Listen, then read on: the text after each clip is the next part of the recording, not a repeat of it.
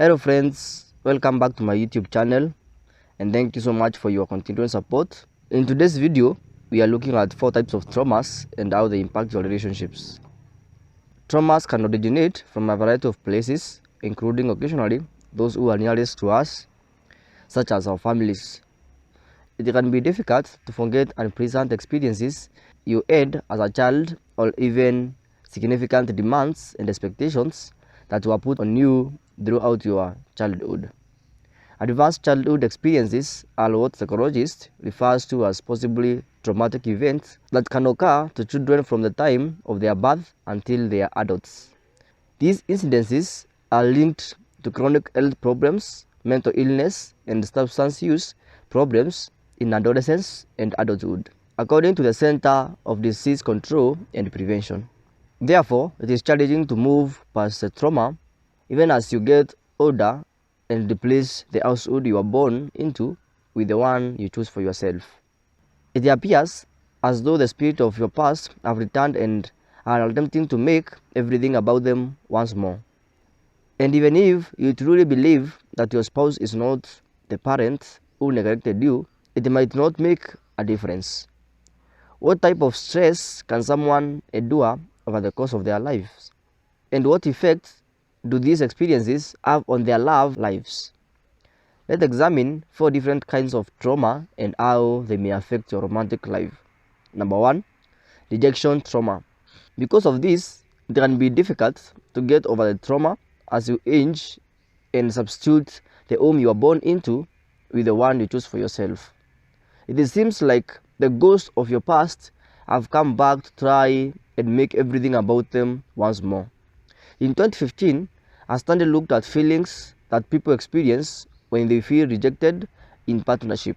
Researchers have found that rejection trauma can cause feelings of hurt, jealousy, loneliness, shame, remorse, social anxiety, and embarrassment.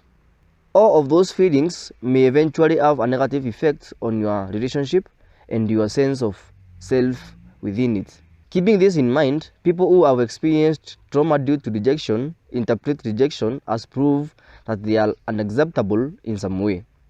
If your partner doesn't respond to your communication right away or is too busy to spend time with you, you might think to yourself, I knew it, and don't matter to them. Do you ever have these thoughts in circumstances comparable to this? Even if the truth is entirely different, as it frequently is, you may still interpret it as a rejection and react negatively. You might battle with persistent fear and worries because you think that you only matter if other people accept you, or you might anticipate rejection to happen eventually. Number 2, abandonment trauma. Frequently, rejection is followed by desertion. In order to feel and be secure as a child, we rely on our parents. But sometimes our parents give us the impression that the world is unsteady and hazardous. Have you ever felt unsafe at home due to neglect or mistreatment of some kind?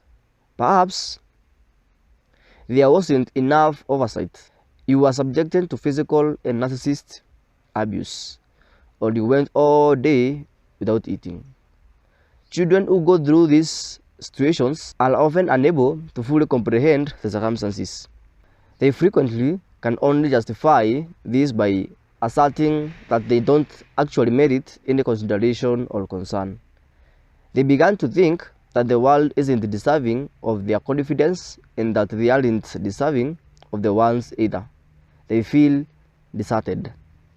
Abandonment trauma often leads to formation of anxious attachment style. A study done in 2017 found that individuals with an anxious attachment style may be hypervigilant and worry about their worthiness in a relationship and their parents' desire to be with them. And in some cases, several trauma can even cause the development of personality disorder, such as borderline personality disorder. Number 3, betrayal trauma. The reality that these childhood wounds were inflicted upon us by those we trusted may be the worst aspect of them. people who are supposed to be our superheroes, and people who are meant to love us more than the rest of the world. Betrayal trauma is defined as experiencing trauma at the hand of someone you relied on for support and survival and are close to you. Have you ever experienced a profound betrayal by someone you relied on and loved? This could mean discovering that one of your parents or your partner cheated, family members justifying abusive behavior, or maybe one or both of your parents engaged in drinking or gambling instead of providing for you. When such occurrences occur to a child, they may have difficulty believing it or accepting it, so they frequently just suppress it. According to study, people who experience trauma related to betrayal frequently dissociate traumatic experiences from conscious awareness in order to serve the relationship. They can't think otherwise because they are too reliant on their oppressors. And once they become adults, they might keep up the same behavior. They might develop codependency, think they can't stand on their own, and choose to remain in an healthy relationship. They may put on a happy smile and endure their suffering in silence because they are either too afraid to quit or too afraid to be betrayed once more. Number 4, humiliation trauma. Last but not least, you might have a toxic shame or trauma from humiliations owed from your youth.